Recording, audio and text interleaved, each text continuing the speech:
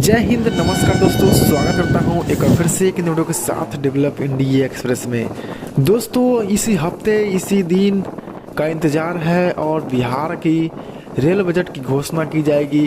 और इस rail budget में क्या क्या उम्मीदें हैं बिहार को, क्या जो भी सपने अभी तक देखे हैं बिहार ने, बिहार के रेल से जुड़ी परियोजनाओं पर, क्या उस रेल परियोजनाओं पर कुछ भी मिल पाएगी या फिर उसी तरह से सूखी पड़ी रह जाएगी।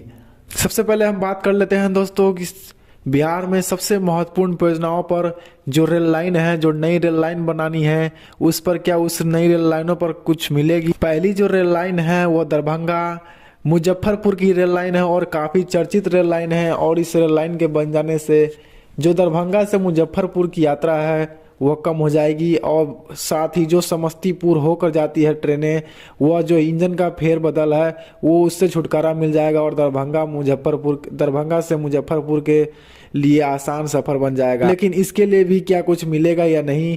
दरभंगा से कुशेश्वर स्थान खगड़िया, क्या इस पर भी कुछ मिलेगा या नहीं।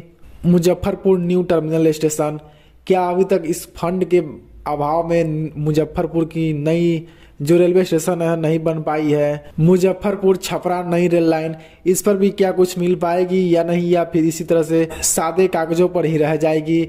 और इसी के साथ मोतिहारी से सीतामढ़ी, यानी मोतिहारी शिवहर सीतामढ़ी, जो वाया शिवहर को जोड़ते हुए यह सीतामढ़ी की जो नई रेल लाइन है, अब तक शिवहर और सीतामढ़ी नहीं जुड़ पाई है, शिवहर और मोतिहारी नहीं जुड़ पाई है।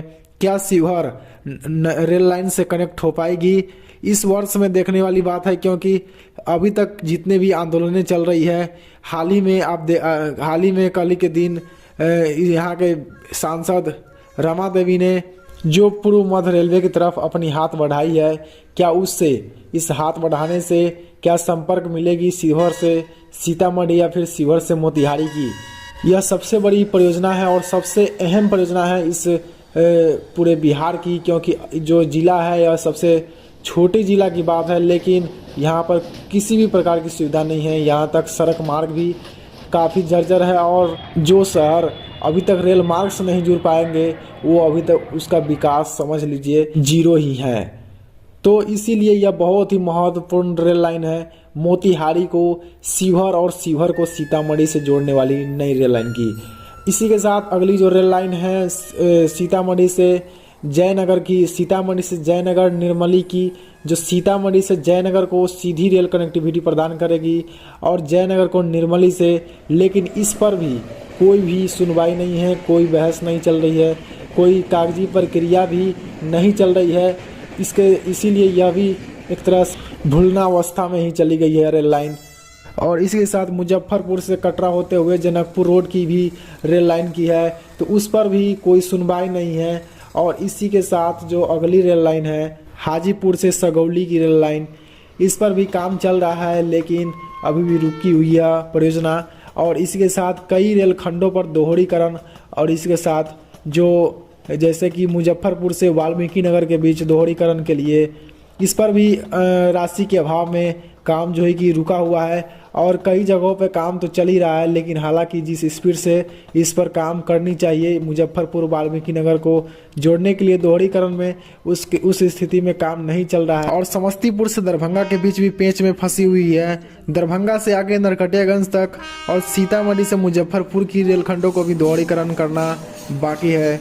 तो अब देखना होगा कि किन किन परियोजनाओं पर कितना कितना मिलता है, उसके बाद उस क्षेत्र का भविष्य तय होगा।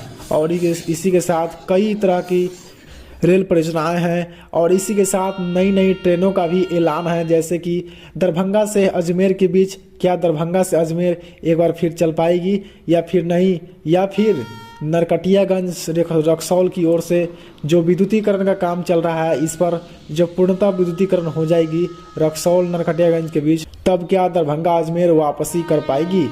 तो यह सबसे बड़ा सवाल है इस रेल बजट में। उम्मीद है दोस्तों इन सभी बिंदुओं पर आपने जरूर से गौर किया होगा। यदि यह वीडियो पसंद आया और छोटी सी जानकारी पसंद आया हो तो वीडियो को लाइक अवश्य कीजिएगा। मिलते हैं आपसे फिर से किसी अन्य वीडियो के साथ, तब तक के लिए जय हिंद, जय भारत।